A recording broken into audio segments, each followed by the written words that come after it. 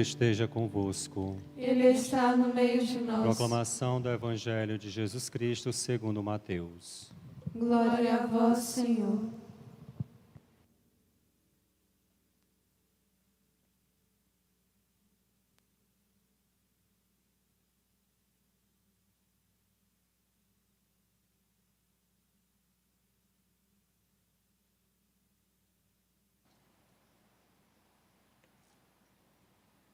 Naquele tempo, disse Jesus aos seus discípulos: Vós sois o sal da terra.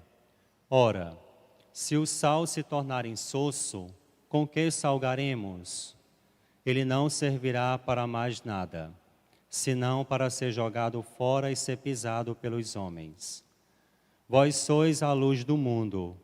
Não pode ficar escondida uma cidade construída sobre um monte. Ninguém acende uma lâmpada e a coloca debaixo de uma vasilha, mas sim no candeeiro, onde ela brilha para todos os que estão em casa. Assim também brilha a vossa luz diante dos homens, para que vejam as vossas boas obras e louvem o vosso Pai que está nos céus. Palavra da salvação. Glória a vós, Senhor. Reverendíssimas madres, queridos irmãos priores, queridos irmãos e irmãs na vida religiosa consagrada, querido povo de Deus. Ainda estamos celebrando a oitava de Corpus Christi, fazendo memória à paixão, morte e ressurreição do Senhor. Mas hoje, de modo específico, subimos com Jesus no monte. Domingo passado, anteontem, nós escutávamos a liturgia nos dizer que o pecado é antinatural. Nós escutávamos o ensinamento da palavra do Senhor sobre a antinaturalidade do pecado. O homem não nasceu para viver no pecado. Nós não fomos criados por Deus com defeito de fábrica. Nós fomos criados à imagem na santidade de Deus. E este caminho que Jesus quer fazer conosco, desde o domingo passado, quando nos ensinava a liturgia, nos consolava também na carta de São Paulo aos Coríntios. E hoje, continuando nesta mesma dinâmica da carta aos Coríntios, nós vamos escutar o grande entusiasmo de Paulo pelas comunidades e, sobretudo, a comunidade de Corinto, que era uma comunidade muito difícil. Mas domingo passado ainda nós escutávamos na segunda leitura o grande ânimo que o apóstolo nos dava, dizendo-nos que esta vida é como um momento, é um sopro. Nós estamos aqui numa chuva temporã, passando o verão. E que aquilo que nos espera é incomensurável. A glória que Deus preparou para nós é imensa, é impensável. Na segunda leitura, São Paulo nos dizia que nós um dia nos encontraremos com o bom Deus e seremos consolados por Ele. Nós deitaremos no colo da mãe e seremos por ela acariciados. Nós que nos encontraremos com São José e escutaremos dele as boas lembranças e as boas conversas de quando Jesus era criança e adolescente. A segunda leitura ainda nos dizia que nós teremos a oportunidade de pular corda com Santa Teresinha, de quem sabe correr com São Silvestre, andar de cavalo com São Francisco e tomar um bom vinho com São Bento. A segunda leitura nos consolava dizendo que aquilo que nos espera é o que a comunidade dos eleitos já vive por antecipação e que nós estamos caminhando para lá, para vivermos nesta mútua alegria sem fim. Mas o próprio Senhor vai nos apresentando o seu projeto de vida, a sua estrutura pedagógica para a sua comunidade. Ontem nós escutávamos isso no início da pregação de Jesus no monte, no Sermão da Montanha. Jesus que é o novo Moisés, mas muito mais do que Moisés, ele é o nosso rabi, ele é o nosso mestre. Ele é quem nos ensina a lei, pois ele está sentado no monte. Ele é o grande mestre que ensina da cátedra, que nos ensina com autoridade. E nos ensinava a sua pedagogia, o seu modo de ser e como nós devemos nos comportar. Ele resume todo o Evangelho, apresentando-nos as bem-aventuranças. E hoje, como continuidade do mesmo Evangelho, no Sermão da Montanha, que é compreendido do capítulo 5º até o capítulo 7º do Evangelho de Mateus, nós escutamos Jesus dizer hoje que nós somos o sal da terra e a luz do mundo. Nós não seremos, nós já somos. Nós vamos entendendo isto na primeira leitura, quando São Paulo está em crise com a comunidade de Corinto.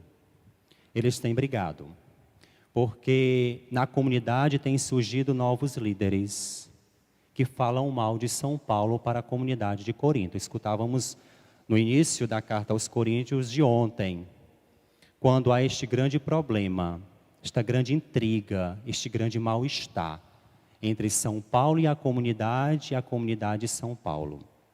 São Paulo que passara muito tempo evangelizando aquela comunidade e agora tem notícias de que a comunidade está rejeitando o seu ensinamento, porque tem surgido mestres na comunidade dizendo que São Paulo não é um autêntico apóstolo. E São Paulo vai tirar satisfação. Ele, já enfurecido, raivoso, vai pedir Tito para que vá saber lá na comunidade de Corinto o que está acontecendo. Porque se ele for, ele vai com um chicote na mão.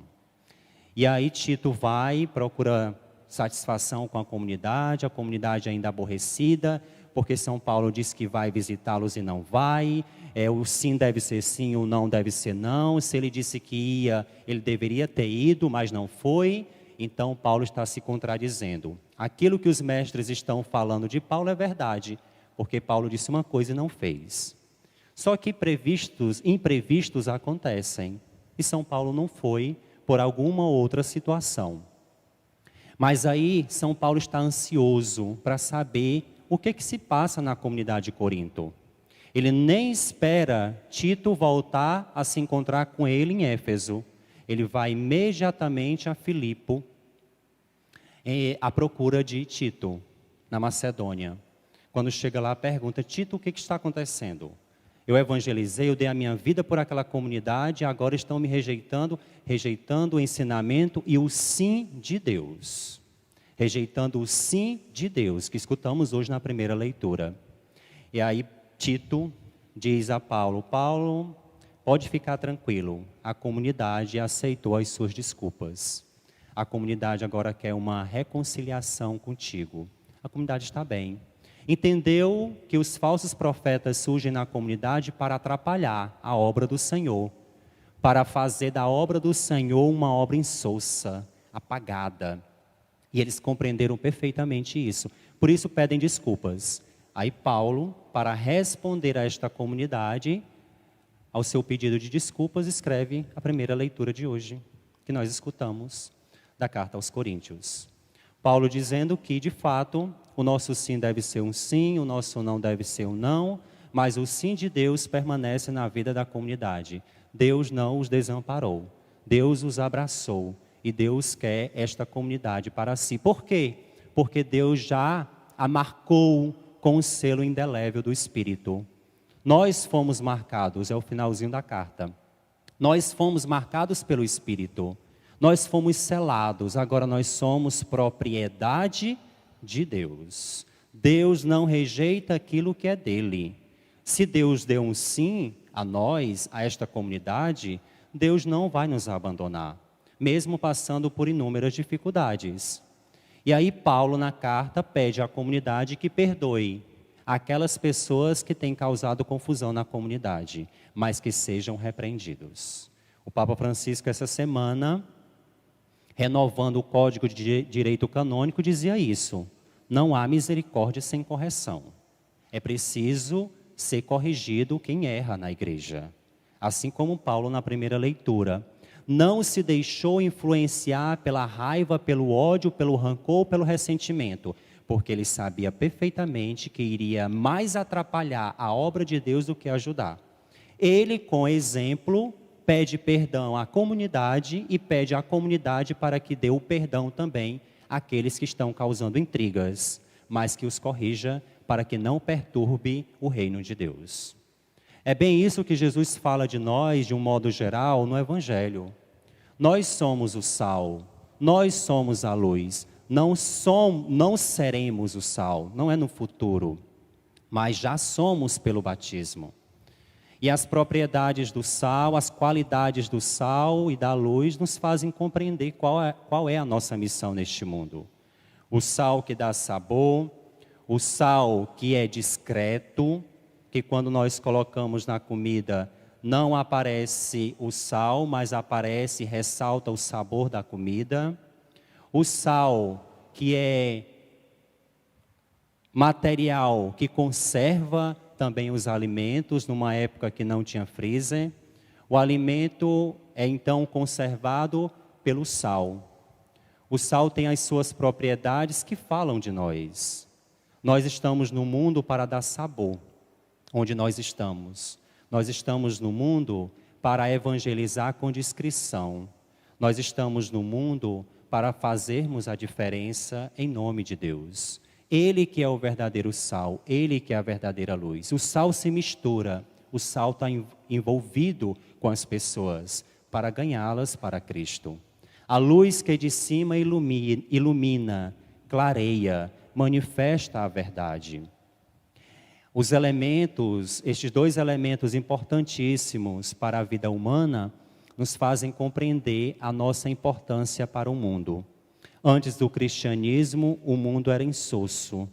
Antes do cristianismo, a fé das pessoas era fé meio que capenga. As pessoas andavam titubeando, as pessoas andavam tateando, porque a luz ainda não tinha aparecido.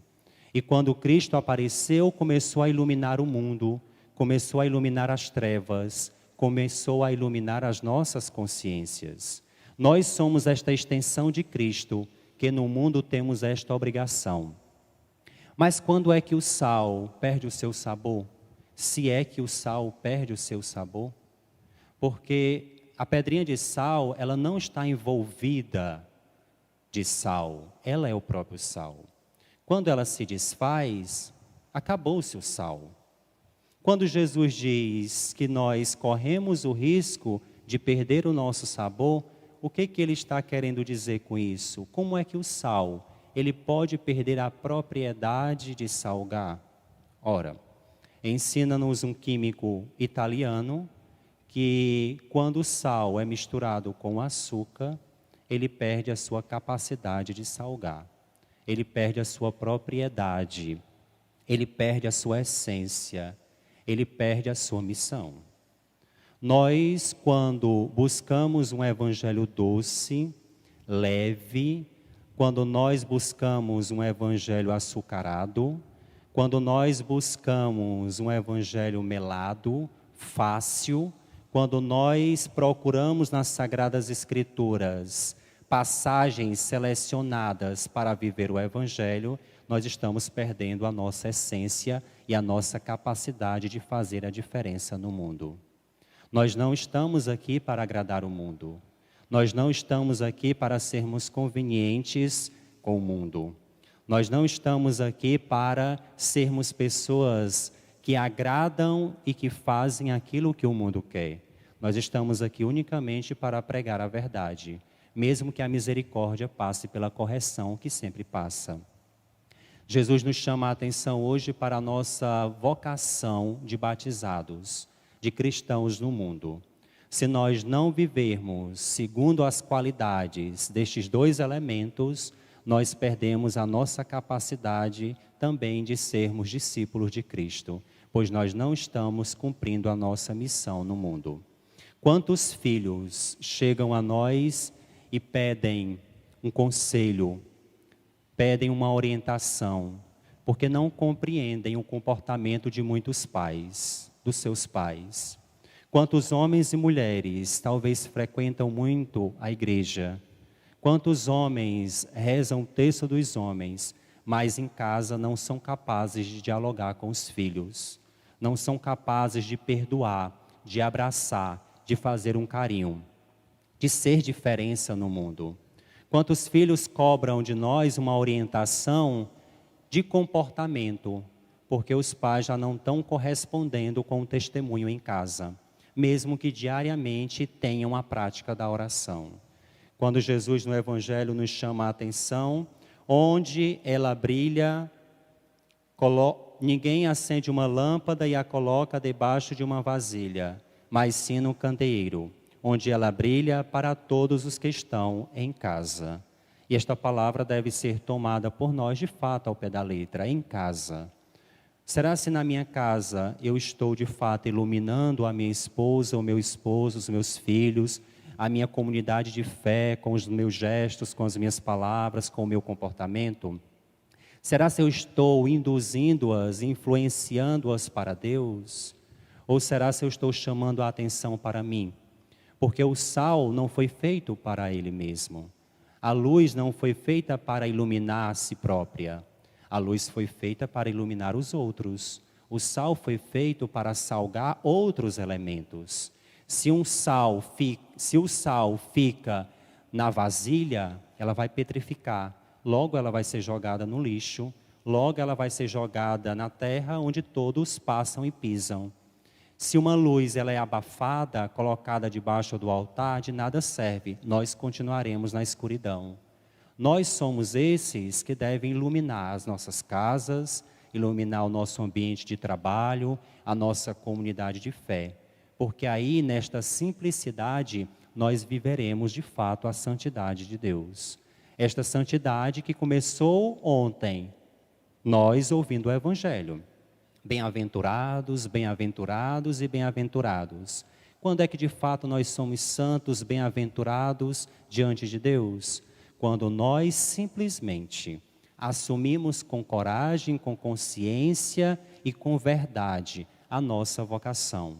Mesmo que o mundo grite o contrário, mesmo que o mundo grite diante da imoralidade, das ideologias de gêneros, ensinando às crianças coisas erradas, nós estamos aqui para conservar a moralidade cristã, assim como o sal conserva a carne.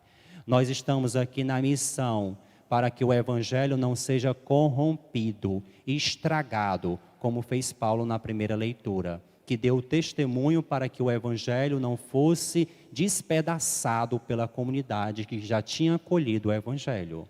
Assim somos nós no mundo.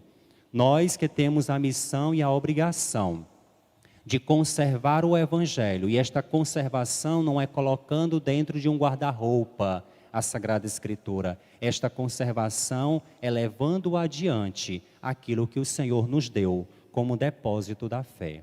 A fé que é o nosso patrimônio e o nosso passaporte para o céu. Nós temos esta obrigação e a partir do momento que nós não cumprirmos este mandato do Senhor, pois nós já somos sal e nós já somos luz para salgar a vida dos outros e para iluminar a vida dos outros, se nós fazemos o contrário, nós sofreremos também as consequências disto.